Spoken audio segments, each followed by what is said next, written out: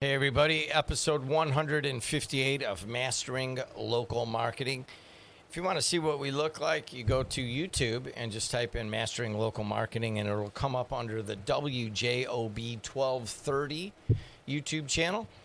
And if you want to catch us on Apple, Spotify, wherever you get your podcasts, all you got to do is go to one of those places and just type in Mastering Local Marketing. And many of you are listening on my radio stations, WJOB AM 1230 and 104.7 FM here in Hammond, Indiana. Do you make mistakes? Every business makes them, but what happens next may matter more. Customers are not always looking for perfection. They are looking for proof that your business cares when something goes wrong.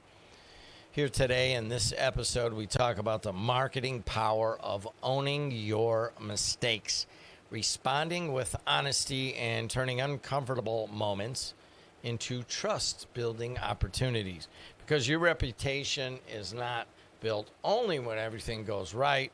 Sometimes it is built by what you do after things go wrong. Matt Hansen, digital marketing professor here at Purdue Northwest, is off the clock right now because it is summertime. But thanks for coming in.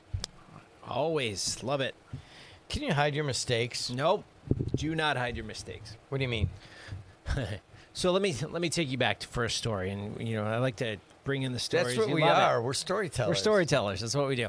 So 2 years ago, I have this client of mine, and basically I do a lot of white label media placement for other agencies, and they had given me this client, and they said, okay, can you set up a Meta account or Meta ad campaign for him? I'm like, yeah, sure, no problem. So it was New Year's Eve I was setting this up. I had no plans. I wasn't going anywhere, and it was kind of like early afternoon. I wouldn't be telling people that. No, it's fine. I mean, I've had my days earlier in life, but it's good now. So I'm setting up accounts on New Year's Eve, and I'm kind of already tired, and I'm just putting this stuff in there, and I get the ads in there. I set up the account, and I publish it. So 2 days later, it's like, all right, I'm going to go in and just double check, make sure everything's firing where it needs to be. And I looked, and I went, oh no. I had spent $2,500 in 2 days. Their entire budget was $2,500 for like 2 months. It was a small client, right?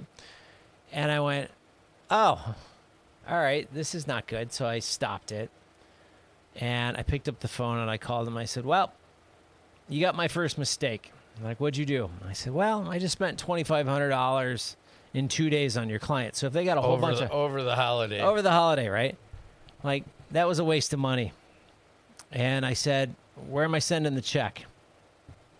And they said, what do you mean? I go, well, I screwed up. I got to own it. I completely, instead of setting, there's a little setting in there that you can set it per day or lifetime budget, right? And I set it to daily, which got me in a bind, right? And it's one of those things. It's a mistake that can happen. I mean, if anyone that has ever been in the Meta system and the ad manager, like crazy things happen in there from time to time. You got to refresh it, and things disappear. It's weird, but I owned it, and I said, I get it. It's $2,500. I need to cut a check to somebody because they shouldn't own this. You shouldn't own this as an agency. You know what they said to me? Don't worry about it. And I said, you sure? And they're like, yeah, don't worry about it. Put, $2,500 in for the time frame that we had for a lifetime budget. We'll just eat the $2,500. You're good to us. Not a big deal. And I said, no, I feel bad about this. Let me cut the check. And they're like, no, honestly, we're good. I said, all right, I appreciate that. If there's a favor I can do in the future, if I can run the campaign, I'm running this campaign. We won't charge you anything for running this for the next month. Perfectly fine. Now, I could have done all kinds of things with that, right? And a lot of people are probably sitting out there going, $2,500, that's a lot of money, to lose and all this other stuff. The agency that I work for ate the cost on that. I didn't charge them anything, but they ate the cost. And that's what I mean by people are going to make mistakes and you need to own them. And I've seen more often than not, people will make a mistake and try to cover it up. What happens then? If you make a mistake and cover it up, you may get away with it, right? You may get away with it somehow, some way. But what happens if they uncover that you made a mistake and tried to cover it up and you got caught? You've lost that customer, you've lost that client forever, right? Now, going back to this agency, I've worked with this agency for years, and we've had our ups and downs with things and, all that other fun stuff. But, we have a good rapport, and I will probably mess up something in the future, and they will probably mess up something in the future. In fact, I had a conversation with them yesterday and told them that they had made a mistake in selling something to a client that we couldn't physically do in the digital space and that they need to go back, right? So it's this working relationship that we have, which is really good. But understand that if you hide a mistake and it gets, you show your hand at some point, that customer's gone forever. They're not going to trust you, and they're going to tell others, and it's going to get real ugly. Mistake fixing. We talk about likability, trying to build that into your systems and into your brand. Do you need to address that? I mean, ahead of time, do you say, hey, we're going to make mistakes. This is how we do it here.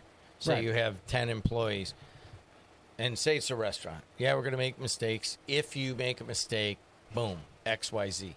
Right. Yeah, I think from a managerial perspective, you have to let people know that I expect you to make a mistake at some point, right? We've talked about that in the radio station and the podcasting and all this stuff, that things are going to happen. On the other podcast, Adriana, the producer, wasn't recording it, and we were six minutes in, so we had to start over. It was the best 6 minutes It was. I can't ever. believe it. Yeah. It was the best. I honestly think that could have been our reel for our podcast. She's giving and us we the lost gym it. look right now. Hey, it's 80. It's 100 degrees outside. It's 80 in here. Yeah. So we're. It's all good. We're getting our gym testing. time and our podcast time. So in what at the does same it time. reveal about your brand in mistake fixing?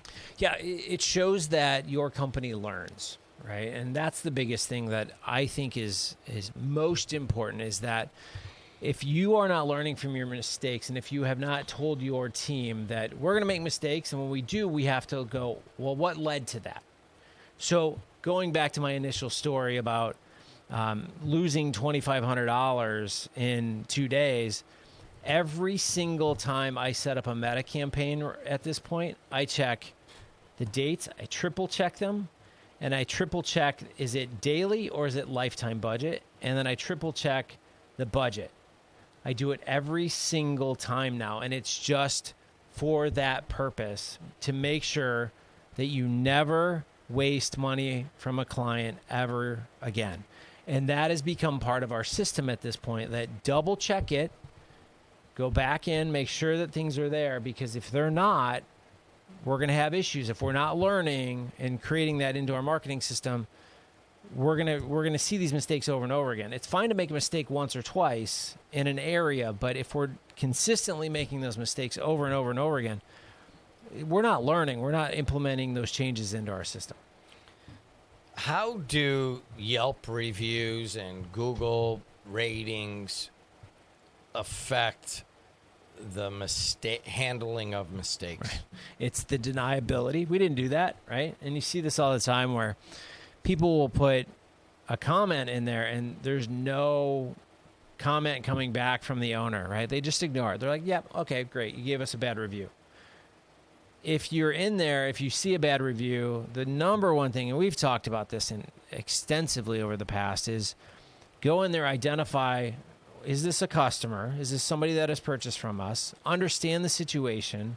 And if they are a customer and they did have an issue, what is the remedy? What did you do? Did you respond to them? Did you come, Jim, I see you've laid out this review. I would love to make it better. We've identified you were in here, a month ago. We were unaware of what was happening. We would love to make this right. Can you give me a call today and let's make this right? If I read that as a review with a response like that, I'm going to say, oh, good, they pay attention to their customers.